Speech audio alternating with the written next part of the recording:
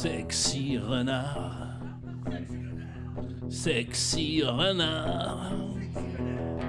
Viens nous divertir, viens nous dire des histoires, des affaires. Laisse-toi aller, mesdames, messieurs. Sexy renard. Frac. Ouais, c'est ça. Karloff, de Karloff Ascastra dans le temps de... Souvenez-vous-tu? Ben oui. Karloff Ascastra? Moi, je l'ai appelé Carlos, fait que non. Je sais, j'ai pas été... non, t'étais pas sur mon setlist. Ouais, là. Ah, Qu'est-ce qui se passe? c'est une On est surprise. comme mélangés, là.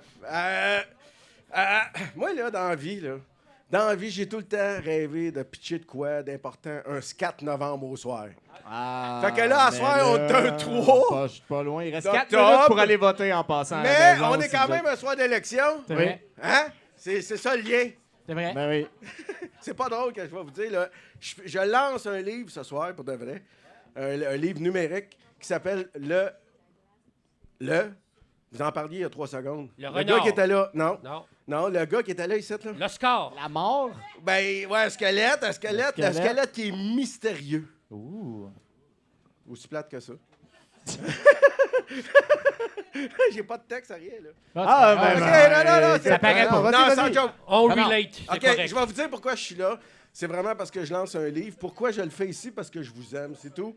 Puis c'est souvent décalé, les soirées. Puis que je me suis dit, je vais venir insérer ça rapidement. Je vais pas étirer ça, la sauce. Mais je vais vous dire pourquoi j'ai décidé de commencer à faire des livres numériques. Ça, c'est le bas de plate, là, mais j'ai 50 ans, 51 ans.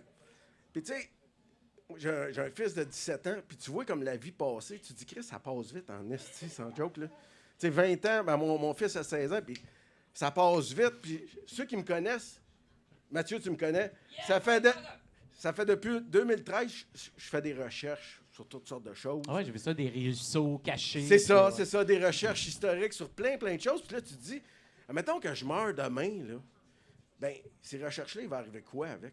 Ils vont tomber comme dans le néant parce que les réseaux sociaux, c'est rien. Là, t'sais. Moi, j'écris sur Facebook des histoires sur l'histoire, sur des squelettes mystérieux.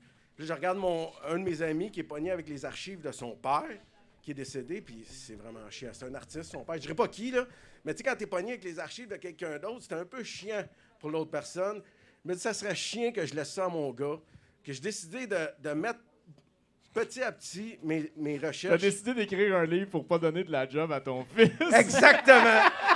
C'est exactement ça. C'est bien pensé, ça. Mais des petits livres, là, comme le premier livre, c'est basé sur un fait divers qui se passe en 1794. Il y a à l'embouchure du ruisseau Molson, Ah oui? il y a des Anglais qui arrivent comme ça, puis ils enterrent un squelette. Mais en fait, il y en a plein qui sont enterrés. Ils ont tous eu la fièvre noire. On les retrouve en 1915, OK? Puis là, je brode autour de ça. Je vous donnerai pas le punch, là, quand même. Mais là, j'en ai fait plein là, dans ma vie, là, des recherches sur le ruisseau Molson, sur les boisés.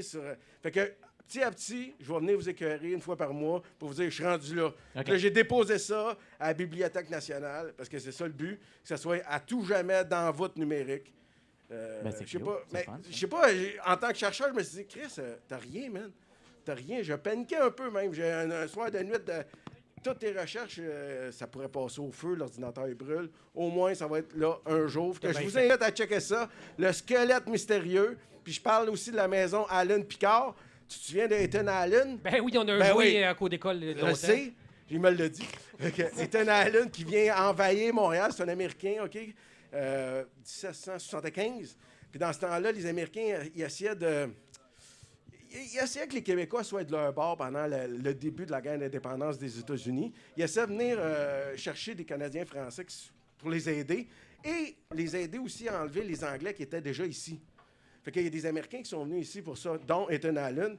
Puis par tu sais, l'histoire, qui c'est qui a écrit l'histoire ici au Québec? Les gagnants puis les conquérants. C'est ça. Fait qu'à ce moment-là, les Anglais n'étaient pas contents. Puis fait qu'eux autres, Ethan Allen, ils l'ont fait passer pour un renégat. Hein? Un renégat.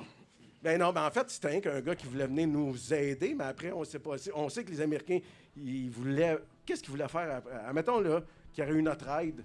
Ils voulaient-tu nous envahir en 1775 ou en 1776? Ouais, il aurait pu faire juste un autre État. Là, mais... Ben, on ne sait pas, en fait, là, c'est pas clair. Fait que c'est ça, ça parle, mon petit livre. Fait que checkez ça sur les internets. le squelette mystérieux, mesdames et messieurs. Merci beaucoup. Merci bien, Renard.